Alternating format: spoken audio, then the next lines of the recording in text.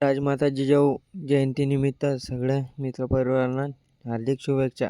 निघलो तर कोराळ्याला भाऊ, कोराळहून निघलो. मस्त रुमाल गिमाल बांधून घेतला, कारण की रोडवाले पुरे फुटा सोडून देतात व रोडावर पुरं डॅन्ड्रफ होऊन जाते डोक्यात. हे पहा ढुफूट किती राहायचे रोडावरचा. पहा बापा, काही नाही, सगळं काही नाही, सगळं डॅन्ड्रफ होते डोक्यात.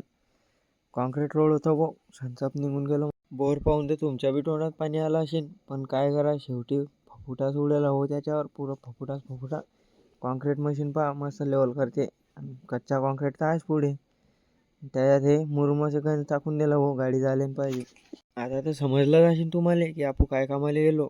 मस्त कॉन्क्रीटिंग केलं गेलो हो, मफिंग चालू आहे. मक्का फॅक्टरी आलो हो, आणि जेवण करून घेतले मस्तपैकी.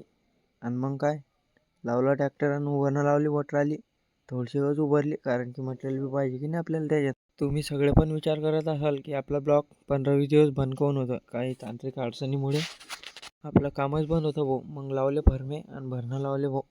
मफिंग चालू आहे भाऊ, काहून की त्या काकाची बिल्डिंग घ्यायला पाहिजे ना.